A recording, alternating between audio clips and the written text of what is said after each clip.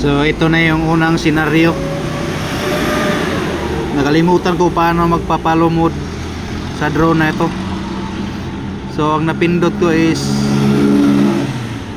spotlight lang pala, kaya naiwan yung drone.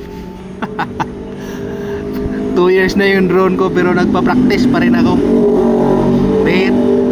Bihira lang kasi makapag drone dito kasi bihira lang makakaalis.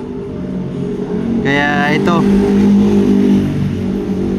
dapat pala ano dito is active track follow mode.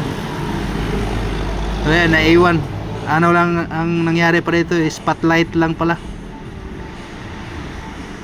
So dito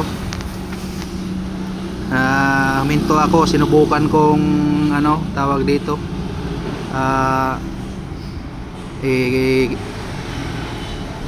subukan ko pindutin yung active track. So pinapalapit ko muna yung drone sa akin.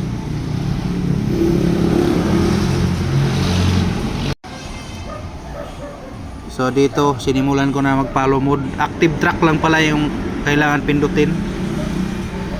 Ayun, sumunod na sa akin pero hindi ko lang tinagalan talaga kasi 40 plus na lang yata yung battery dito. So nangyari nga yung hindi inaasahan. Grabe, sobrang kaba ko at yun, nangyari talaga. Yan pala, pag naglobat pala yung drone ay kusa siyang babalik kung saan siya nag-take off. Kaya sobrang kaba ko dito.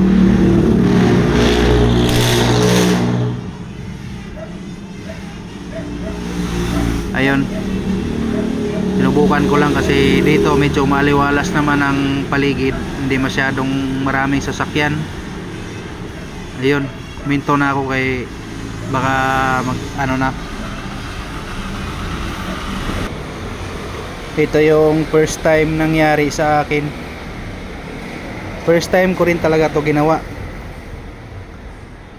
So itong drone na to is mag 2 years na sa akin.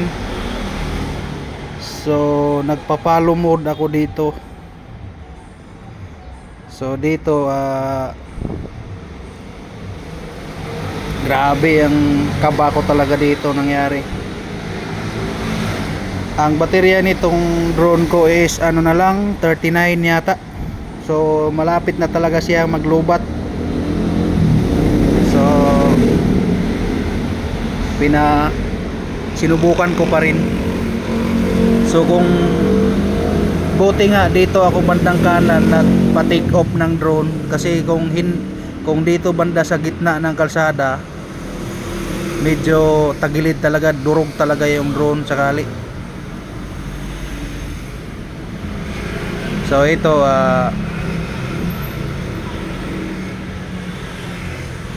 sinubukan ko na dito na ano magpa-follow mode para masubukan ko rin na hindi ko pa nasubukan talaga na ganito. So buti nga hindi masyadong matraffic at saka yan, inano ko lang yung drone para makapalo sa akin. Sinubukan ko lang, first time kong ginawa to kasi mahirap magpa ano dito sa Manila, sa Laguna, ang daming sasakyan.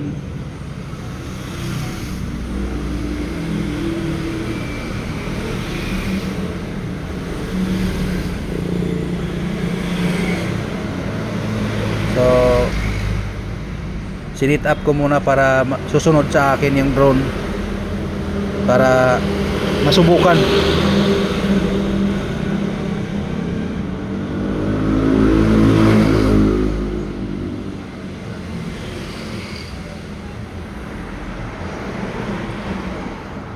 So ang nangyari pala dito sa drone na to is nagsignal na siya, lubat na siya.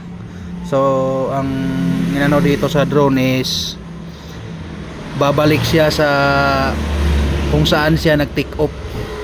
Kaya nataranta na ako dito kasi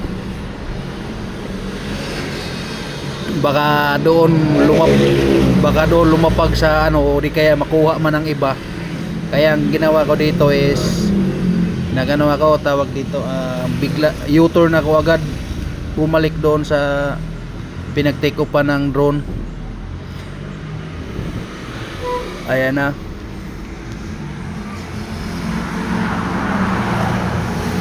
Ayan, pababa na siya. So wag naman sana maulit to kasi grabe. Paano pa kaya kung doon ka nagpa-take off sa malayong lugar tapos hindi ka agad. Ayan, buti nga sinalubong ko yung sakyan para hindi siya maano. Yan, take off plus siya kung saan siya ay, sobrang kaba ko dito. Bigla lang siyang bumalik sa pinanggalingan niya.